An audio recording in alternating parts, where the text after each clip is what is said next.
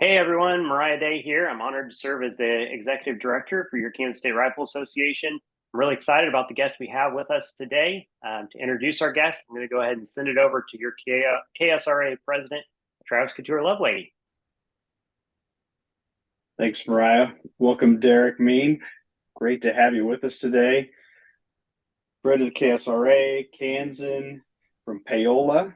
You're a shotgun coach, former college athlete from with Kansas State, and an Olympian. So you've already had a great year, great past few years.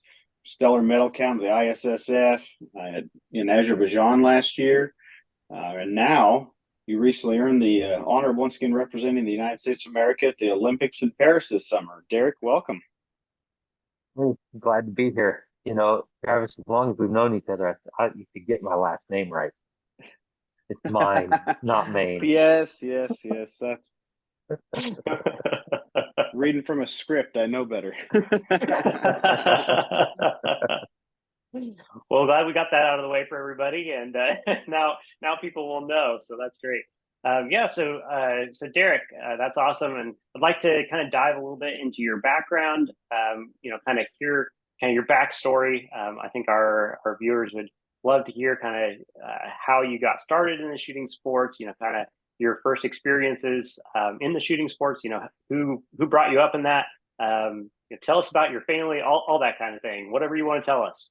So I'll pitch it over to you. Yes. Okay, so I got started in shooting sports a lot like most people in the state of Kansas. I grew up on a farm, and my dad started shooting. Kind of a buddy of his invited him along, and Dad grew up upland bird hunting, pheasant and quail, deer hunting, all the stuff that normal farm people do in Kansas. And so that's kind of where I got started at a young age. I think I was 7 when my dad started shooting, and I tagged along, started shooting the next year. Started mostly with the game of sporting clays, and shot that all all throughout high school and into college. I went to Lindenwood University for a couple years on their shooting team. Also played baseball while I was there, and then decided to move back to Kansas State so I could get a good education and go from there. Shot on the Kansas State team while I was there, and I also won the collegiate national championship my last year at K State. So that was kind of my history in the shooting sports. After college, I went to Ohio for a year, helped design the sporting clays course at the Cardinal Shooting Center, and then got the opportunity to move back to Kansas City and take over Powder Creek Shooting Park. I did that for a few years, and then with my wife's support, uh, decided to kind of take it more to a professional shooting career, and shot mostly sporting clays for the first several years, and then decided to take a look into the Olympic stuff. And that was, I think, 2017, kind of when I jumped back into that. I had shot some in college, just missed making the U.S. finals in '08 for the Beijing Olympics, but never really pursued it much after that. And in 17, jumped back in, and here I am 7 years later, getting ready to go to my second Olympic Games. That's so exciting. Yeah, that's pretty cool. Not many people can say that just in general, and definitely not many Kansans. So obviously, we're really proud of the accomplishments you've made, and that's just a really neat opportunity to get to represent the U.S. like that. What a neat opportunity. So, kind of what you've talked about kind of your background and everything. Obviously, your dad's involvement in the shooting sports and hunting and everything, very critical to your development. It sounds like. Does he still shoot? I kind of know the Yeah, answer, but I would love to yeah. have So you talk about that a little bit yes, too. I think people yeah. find that So interesting. dad has never stopped competing. He actually won the senior division at our trials last week. Saw That doesn't get him any trips or anything like that, but he's that. still, 69 years old. He's still capable of winning. He's pretty good and still be tough to beat.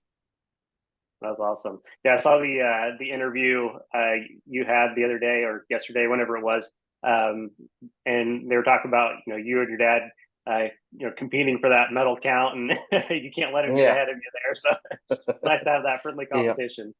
That's Yeah, awesome. Yeah. Derek, I remember going to sporting clays events with my grandpa and watching your dad and how great a shooter he was, and then eventually watching you just pass him there. So that was always exciting growing up, and I really Yeah. enjoyed that and watching you guys compete. There was Yeah. nothing better than that. Those were the good old days. Before I realized how far this game could take me. Had a lot of fun traveling with the family. Um, my dad always jokes. He said, "Yeah, I taught Derek everything I know," and then he went and learned something from somebody else, and that's why he says I beat him.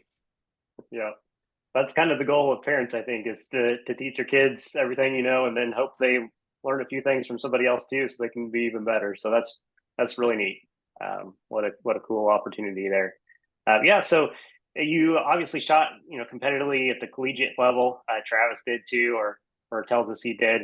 Um, Yeah, anyway, tell us kind of about your experience there. What's that like for for a kid that's graduating high school, wants to be involved in a shooting team, at the college level, wants to go further than that if possible. What advice would you have for them? What background can you tell them about your experience, that kind of thing? well, so I got to experience both sides of collegiate shooting. I got to experience the side where I got a scholarship to go to school to be on the shooting team. And then when I transferred to Kansas State, it's more of a club program where we kind of self-funded and raised our own money and did it more as a um, extracurricular to our academics. And I actually enjoyed that more. To me, it was a more more camaraderie, a lot more time spent with friends, going around doing things that we enjoyed doing. Whereas at Lindenwood on the scholarship, it was more regimented, more dedicated, and almost became kind of like a job at times. So I think my advice to high schoolers getting ready to go to college is look at what's going to be a best fit for you from a school perspective first. You don't necessarily have to be on a college team to keep shooting. Hmm. You can go, you could always start your own club team if the school that you choose for yourself doesn't have one. There are avenues to get those programs up and going. Um, but I'm a firm advocate for picking the school that's right for you. And ended up for me, K-State was the right place for me to go and the right environment for me to succeed both academically and in my shooting career. Yeah, I think that's really helpful for folks looking to continue their shooting journey, especially like in the shotgun sports. Obviously, we've got some great programs here in Kansas. We're really blessed to have some good teams that compete well nationally on a regular basis. You two guys represent two of those great programs here in the state that have done really well, and obviously, it'd be great to see even more of those. Fort Hayes, Fort Hayes has really come on strong here the last few years. They've really put together a good program. Really impressive. It re- Really. yeah, it really is incredible where they've come from. Just it was basically a bunch of us farm kids with hand-me-down shotguns that decided we were going to have a team at Fort Hays, and Yeah. now they've turned it into a national powerhouse. So Really Yeah. cool to see. Really cool. Yeah. So, kind of going off of that, I know you've gotten a little more involved, helping kids in high school. There's so many high school teams starting up now, and that's something that obviously didn't really exist a few years ago, even, and that's come so far just the past few years. Tell our listeners a little bit more about that, kind of what your involvement is. Where you see those going, that kind of thing. It's great to see all these youth programs. We didn't really have them when I was a kid. There was one guy down home in Oswego when I was in high school, tried starting an SCTP team, and I tried to help him out a little bit, kind of in coaching the kids or whatever. But it lasted a couple years and didn't really take off. And one of the Powder Creek running there, they got the Kansas City Crushers started, and I helped them out some, a little bit of coaching advice here or there, in running the club. But they've really taken off the last 2 or 3 years. It's just exploded, and I think it's great for the shooting sports in general. Just showcasing just how safe of a sport it is. There's no sport that has fewer injuries than ours, and I think that's something that a lot of parents don't realize, and until their kids get involved in it, and then they see how much fun the kids have and how much they learn, not just about shooting, but in life in general. You learn discipline, you learn how to treat people. Just the shooting sports are a great educator from a life perspective. Yeah, for sure, for sure. Yeah, it's interesting. You talk about growing up in Southeast Kansas.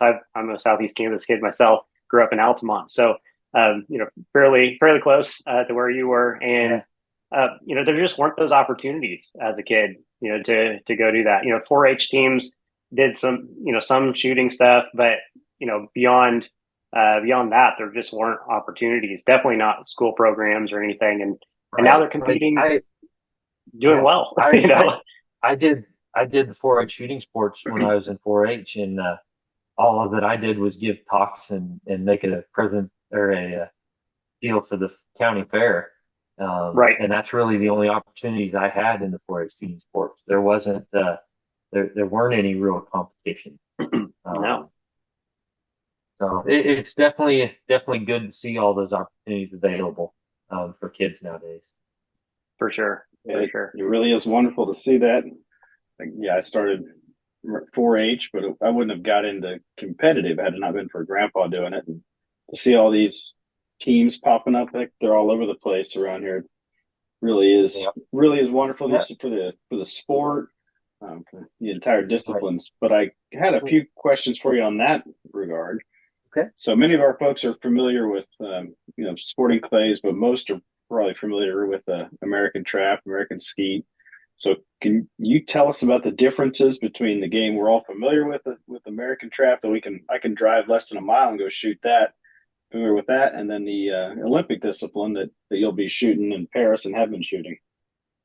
Yeah, so American trap that most people here in the U.S. are familiar with, you've got one machine oscillates side to side and throws a target somewhere about 42 to 43 miles an hour, always at the same height.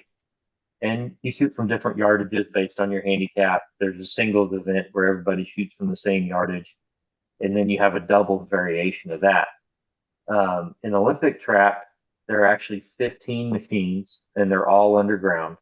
They're broken down into 5 shooting stations, where each station has its own set of 3 machines, and one throws to the left, one throws down the middle, one throws to the right at varying heights.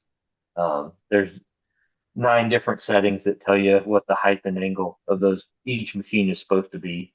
But those targets, they get thrown to a distance, and that distance is 76 meters, which is, I don't know, 82, 83 yards, somewhere in there, and gets them up to a speed of anywhere from 60 to 66, 67 miles an hour, depending on what kind of elevation you're at. So you've got a larger variance of angles, heights, and speeds than what you do from American trap. It's a much more challenging game, is what you're saying. Yeah, it's definitely not for the faint of heart. It's a very difficult game, and can be very humbling. Mm-hmm. Yeah, absolutely. Having shot it, I can tell you that for sure. It is tough. It's impressive watching you and seeing what you do. So recently you competed at the Olympic trials. Can you tell us how that went for you, and what your score was, and what's a good score look like to have to win an event like that? Yeah, so one thing that we have here in the U.S. is all of our ranges that we hold our selection matches on tend to be harder than where we go anywhere else in the world. So I think that benefits us from a toughness standpoint. We're used to shooting harder targets, and so when we do go overseas, the targets kind of feel slower and a lot easier to see. Um, I shot out in Tucson. I shot a 234 out of 250, which for me, I felt like was several off of where I should have been. But for the conditions we shot in, was a pretty good score. I think it ended up second at that particular match. Will Hinton beat me by one, but for the combined of the two selection matches, I ended up quite a bit ahead of second place. I think 12 targets ahead of Will for the second spot on the Olympic team, which I was pretty happy with that. Anytime you can finish on top of the shooters we have here in the U.S., you're doing pretty good. They're all highly competitive, always give you their best shot, and so I was fortunate to come out on top of the selection process. That's excellent. Congratulations. Can you, I guess, explain how you went from shooting the American disciplines to being able to say, hey, I want to do the Olympics. I want to go for the international competitions, and how that training happened? Because I know a problem we always experienced was when we had to compete in these events was how the heck do you practice? So how did you get into that, and how do you practice those events? So I really wanted to do it. I put in a big commitment. When I first kind of started back into it, I was having to drive either to St. Louis or Dallas to practice. So I was having to commit a lot of driving to go get some practice. So I will admit that I was not getting the practice that I really needed to be successful on not only the US level, but the world level as well. And so about 2 years ago, Dad and I started, and we built a practice facility down at our farm, and that has really made a big difference.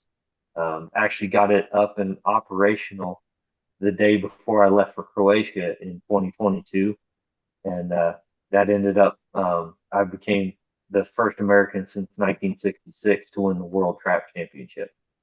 Um, so that's kind of I think propelled me into the last year and a half, 2 years, where I've been one of the more decorated shooters across the world. Won a couple individual medals. I won the Continental Championships last month down in the Dominican. And I credit that to being able to have a regimented practice, not having to drive 6 hours, hop out of the truck, shoot 8 or 10 rounds in 3 hours, and then hop back in the truck and drive home. Makes a big difference.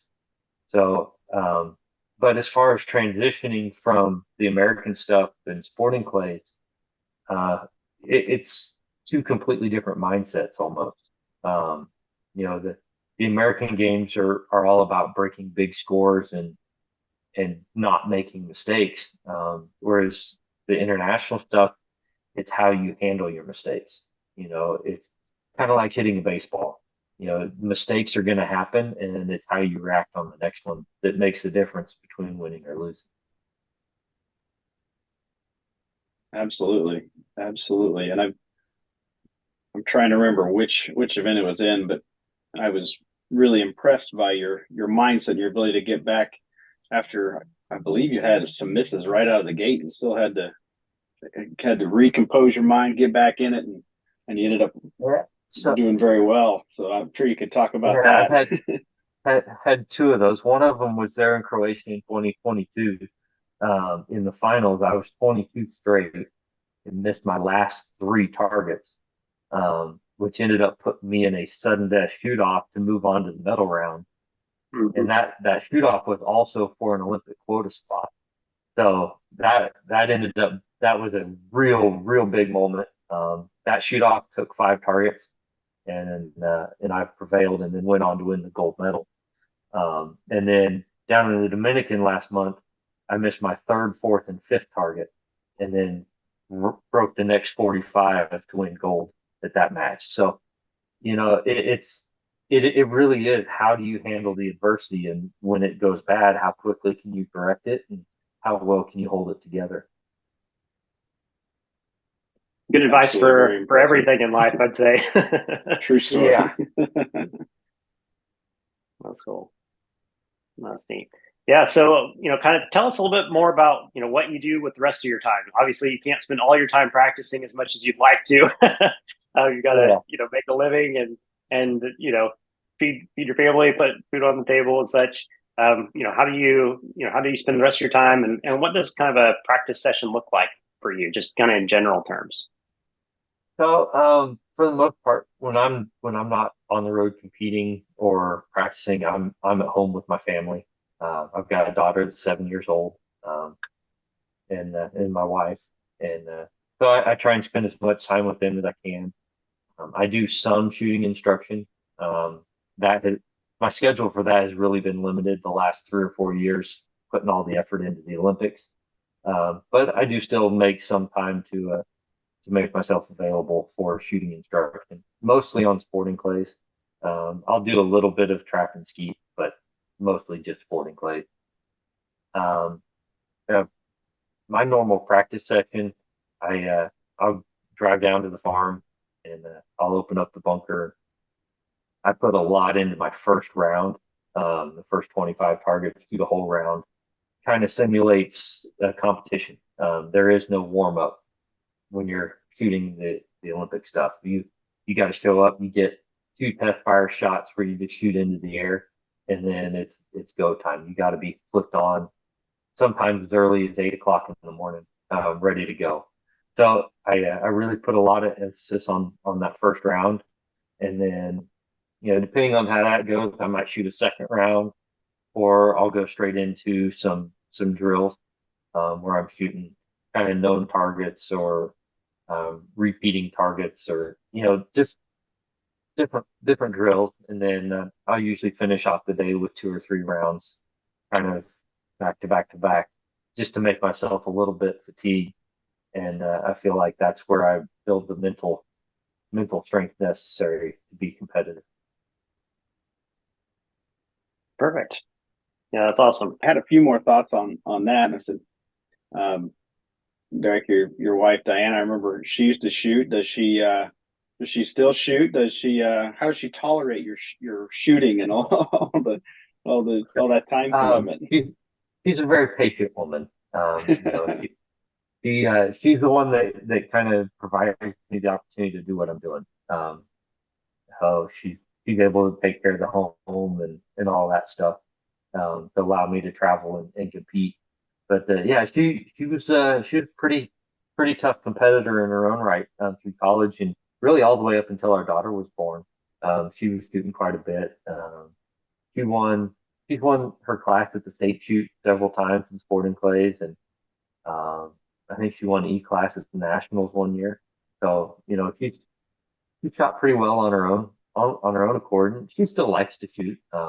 Just timing and work and life doesn't really present the opportunity for her to shoot as much as she'd like, and and it's she's competitive enough.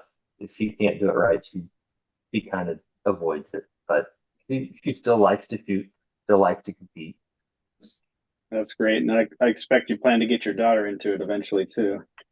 Yeah, she's enjoyed shooting a Red Ryder BB gun some, but she hasn't really shown too much interest.